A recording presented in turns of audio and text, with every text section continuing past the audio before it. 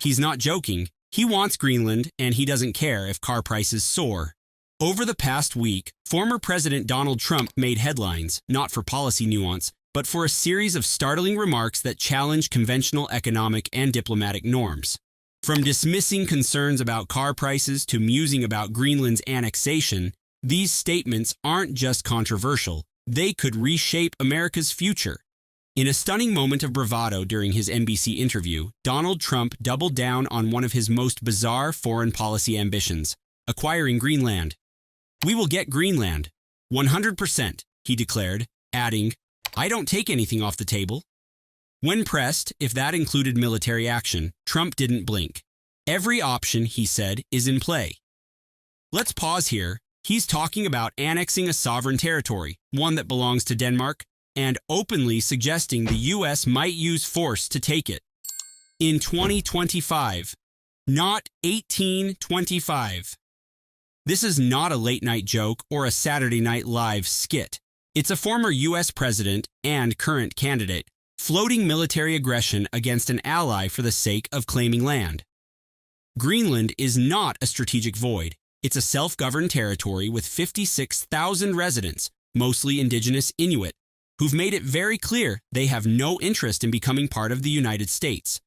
And we already have evidence that Trump's political allies don't fare well on the ground. J.D. Vance, a U.S. senator and staunch Trump supporter, traveled to Greenland with his wife in what appeared to be a thinly veiled publicity stunt. The plan? Connect with locals, pose for photo ops, and maybe stir up goodwill. The result? A total rejection. According to local reports, residents refused to meet with them, refused to let them into their homes, and staged silent protests against their visit. Vance was left waving to empty spaces from a military base before quickly retreating. The entire episode reads like political theater, but with dangerous undertones. Trump's repeated statements about taking Greenland reflect a disturbing blend of delusion and disregard for international law. The idea that the U.S. can forcefully acquire territory against the will of both its people and its parent government tramples on decades of diplomacy and threatens the fragile trust between America and its NATO allies. What's more, Trump's motivations seem rooted less in geopolitical strategy and more in personal fantasy. In 2019, when he first floated the idea, reports emerged that he was captivated by the idea of legacy, leaving a mark on the world by expanding American territory. One advisor even claimed he joked about building a Trump Tower in Greenland. But this isn't Monopoly. And the consequences of even suggesting such moves are real. The last thing the world needs, especially with rising global tensions, is an unpredictable former president talking casually about military conquest over Arctic real estate.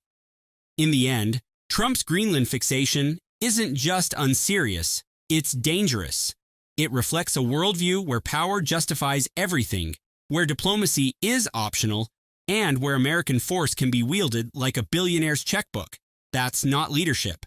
That's imperialism in a red hat. After declaring his intent to annex Greenland 100% and refusing to rule out military force, Trump doubled down on another front, this time directly targeting American wallets. When asked about concerns that his 25% tariffs could raise car prices for everyday Americans, Donald Trump gave a blunt response. "I couldn't care less. They'll have to buy American cars." This wasn't a slip of the tongue. It was a deliberate dismissal of the financial pressure that millions of Americans are already feeling. For families struggling with car loans, rising interest rates, and inflation at the grocery store, hearing a former president say he doesn't care if their next vehicle becomes unaffordable is not just out of touch, it's insulting. Trump claims these tariffs will push manufacturers to build more cars in the U.S., supposedly boosting domestic jobs. But economists warn it doesn't work that way. Modern car manufacturing depends on a vast global supply chain. Even vehicles assembled in the U.S. rely on parts from Mexico, Canada, South Korea, Japan, and beyond. Engines, sensors, braking systems, they're shipped in from all over the world. Slapping massive tariffs on these parts makes production in the U.S. more expensive, not cheaper. What does that mean for consumers? Let's say you're a middle-class parent in Ohio looking to replace your aging minivan. A new model that once cost $35,000 might now cost $42,000. That's a $7,000 jump. Not because the car got better, but because tariffs inflated the cost of the parts inside. Leasing? Monthly payments go up. Used cars? Prices rise too, as demand spikes from buyers fleeing new car sticker shock. It's not just cars either. Auto parts, brakes, batteries, alternators will cost more too. A simple repair job at your neighborhood garage could cost hundreds more than it used to. And if you're a mechanic or small business owner who relies on affordable parts to stay competitive, you're getting squeezed from both ends. This isn't economic patriotism. It's economic punishment handed down from a billionaire who won't feel a thing when prices rise, but expects working families to swallow the cost without complaint. Worse still, the pain might not even deliver the gain Trump promises. According to industry experts from the Center for Automotive Research, similar tariffs under Trump's first term cost thousands of jobs in the auto sector due to higher costs and declining demand. We could be heading there again. Bottom line, Trump's trade war isn't just with foreign nations. It's a war on American wallets, and he's made it clear he doesn't care who gets hit. If Trump's indifference to American consumers raised eyebrows, his next move set off alarm bells. In one of the most audacious moments of the NBC interview, Donald Trump declared April 2nd as Liberation Day. Not for ending a war, not for expanding civil rights, but for the start of a sweeping 25% tariff policy. To Trump, this was a proud moment, even going so far as to boast, "These tariffs are permanent. I'm being very generous." But generous to whom? For working Americans, this wasn't a day of freedom. It was the beginning of higher costs on everything from household goods to the tools businesses use to survive. Economists have warned for years that blanket tariffs rarely function as economic weapons against foreign competitors. More often, they act as a tax on the very people Trump claims to protect, the American consumer. Calling it Liberation Day exposes a dangerous disconnect between Trump's rhetoric and the lived experiences of most Americans. In small towns and industrial regions, the rollout of these tariffs threatens to disrupt fragile manufacturing ecosystems, especially in areas that rely on globally sourced components. While Trump talks about reviving American factories, those same factories may now struggle to obtain the very parts they need, often from long-standing foreign partners. Take, for instance, an independent garage in Ohio that services imported vehicles. Their parts, once affordable and quickly sourced, now come with new logistical challenges and a steep markup. Or the mid-sized electronics manufacturer in Pennsylvania, already on a razor-thin profit margin, who now faces a choice between raising prices or laying off staff. These aren't abstract policy points. They're decisions being made in real time in offices and workshops across the country. Worse still, Trump's framing of generosity implies that Americans should be grateful for this pain, as if enduring economic strain is a badge of patriotism. But hardship is not liberation. Struggling to afford a vehicle, a refrigerator, or even groceries because of trade policies is not a triumph. It's a failure of leadership. It reflects a worldview where symbolism matters more than substance, and where slogans replace strategy. Liberation Day may become memorable, but not for the reasons Trump imagines. Instead of symbolizing national strength, it could be remembered as the moment when economic fantasy collided with real-world consequences, leaving families and businesses to bear the cost. As financial markets wobble and economists sound the alarm on a potential stagflation crisis, a rare and dangerous cocktail of stagnating growth and surging inflation, Donald Trump is nowhere near the policy table. Instead, he's teeing off at Mar-a-Lago, celebrating a golf tournament win alongside Senator Lindsey Graham, while millions of Americans brace for another financial gut punch. This isn't just about bad optics. It's about bad priorities. Americans are feeling the squeeze. Car prices are rising, grocery bills are heavier, and home buyers are staring down the most unaffordable mortgage rates in decades. Small businesses, especially those reliant on global supply chains, are struggling to keep costs low amid Trump's tariff escalations. Yet rather than addressing the ripple effects of his economic choices, Trump is indulging in luxury, surrounded by manicured lawns, caviar dinners, and a circle of yes men. According to a 2019 Government Accountability Office report, Each trip to Mar-a-Lago costs taxpayers an estimated $3.4 million. Multiply that by the dozens of weekend getaways he's taken, and the cost soars into tens of millions of dollars from the public purse. That's money that could have gone toward veterans' health services, food assistance programs, or infrastructure upgrades in neglected communities. And while he plays golf, working Americans are playing catch-up with overdue bills. The symbolism here is striking. At a time when leadership is needed most, when families are anxious about the future, when businesses are trimming staff, and when financial volatility looms large, Trump chooses leisure over responsibility. It's not just tone-deaf, it's a fundamental failure of duty. This behavior also echoes the pattern of detachment seen in authoritarian figures: lavish lifestyles, performative strength, and an absence of empathy. Trump's frequent use of Mar-a-Lago as a personal base of operations blurs the line between public office and private gain. It's no longer just a resort, it's a symbol of his indifference to national hardship. Imagine a firefighter abandoning a burning building for a weekend spa trip. That's what this looks like. And as Americans pay the price, in dollars, in jobs, in trust, Trump insists on calling it a victory. Leadership is not measured by who you beat in a golf match. It's measured by who you stand with when the pressure rises. And in this moment, Trump isn't standing with the people. He's vacationing above them. In his NBC interview, Trump was asked a direct question: what kind of message would forcibly annexing Greenland send to Russia and the rest of the world? His answer: I really don't think about that, and I really don't care. He brushed off the question entirely, dismissing it as irrelevant and pivoting instead to describe Greenland as merely an issue of international security. This isn't just a flippant remark, it's a dangerous admission of indifference to global consequences.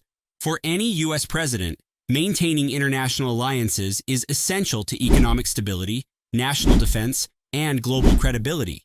But Trump's casual disregard for how America's aggressive foreign posturing is perceived by allies and adversaries alike reveals a deeper problem. He sees no value in diplomacy unless it feeds into his own power narrative. His fixation with Greenland is no longer just a political stunt. It has evolved into a symbol of Trump's imperial fantasy, a belief that the United States can expand its territory through raw willpower and, if necessary, military force. He declared, unequivocally, "We will get Greenland." 100%. Everything is on the table. But this cavalier rhetoric comes at a cost. Imagine the chilling effect this has on allies. NATO partners watch Trump casually discuss annexation, not of a hostile regime, but of a peaceful, autonomous region of Denmark. It sends a message that international law is negotiable, that sovereignty is optional, and that the U.S. might turn its military gaze wherever it pleases. And if that sounds eerily familiar, it should. It echoes the behavior of the very regimes the U.S. has long condemned. Furthermore, Trump's disregard for what global actors think isn't just about Greenland. It's part of a pattern. His administration has withdrawn from international agreements, mocked multilateral institutions, and treated long-standing allies like disposable accessories. And now, with this Greenland obsession, he adds to the perception that the United States is an unstable actor led by someone who sees isolation as strength. But isolation doesn't make America stronger. It makes it vulnerable. Vulnerable to economic retaliation, to diplomatic alienation, and to military escalation. A president who says he doesn't care what message he sends to the world is a president who invites chaos, not only abroad, but at home too, where American credibility, influence, and unity are at stake. While Donald Trump continues to market himself as a strict fiscal conservative, the actual numbers expose a troubling contradiction. According to MarketWatch, as of March 26, 2025, the federal government had already spent $1.893 trillion, marking a 7.4% increase compared to the same period in 2024. That's not just a statistical bump. It's a real-world impact that Americans are feeling in their daily lives. For instance, while federal contracts for Mar-a-Lago security costs and military deployments abroad surge, families across the country are seeing delays in Social Security processing, closures of local VA clinics, and cuts to school lunch programs. In many towns, post offices are being shuttered, while Trump's administration funnels millions into new surveillance initiatives and elite infrastructure for top donors. Take this example. A retired veteran in Ohio waits 12 weeks longer than usual for prescription reimbursements, while Trump's golf trip to Mar-a-Lago that same month racks up millions in travel and protection costs for Secret Service and Air Force One. Or consider a public school in rural Pennsylvania forced to cancel after-school programs due to budget constraints, while Trump's inner circle hosts a taxpayer-funded policy retreat at a luxury resort in Florida. This isn't budget tightening, it's budget hypocrisy. Trump loves to boast he's running America like a business. But what kind of business spends more while delivering less, cuts vital services to pay for weekend getaways, and claims the books are balanced while the deficit quietly swells? The numbers don't lie, but the slogans often do. And behind Trump's rhetoric of fiscal discipline lies one of the most bloated, unaccountable spending sprees in recent presidential history. In yet another example of Donald Trump's aversion to criticism, the former president reportedly canceled the comedian headliner for the annual White House Correspondents' Dinner, simply because she was deemed too mean to him. Yes, in an event historically known for self-deprecating humor and political roast, Trump has now drawn a red line: no jokes at his expense. This move has sparked backlash not just from comedians and journalists, but also from constitutional watchdogs and civil liberty advocates who warn that the dinner's original purpose, to champion press freedom and hold power accountable, is being eroded. The White House Correspondents Association, once an independent body fiercely protective of journalistic integrity, now finds itself accused of caving to Trump's ego. By eliminating comedy from the event, critics argue the association is setting a dangerous precedent, appeasing those in power instead of challenging them. It's hard not to see the irony. A man who spent years mocking reporters, labeling them the enemy of the people, and ridiculing political opponents with cruel nicknames, now insists on being shielded from satire himself.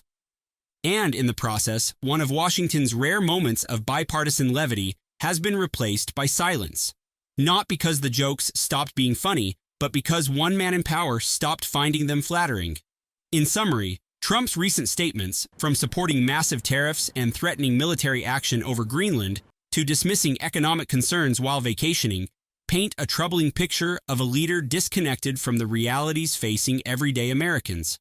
As inflation fears grow and global alliances shift, his disregard for economic impact and international diplomacy is raising red flags across the bow.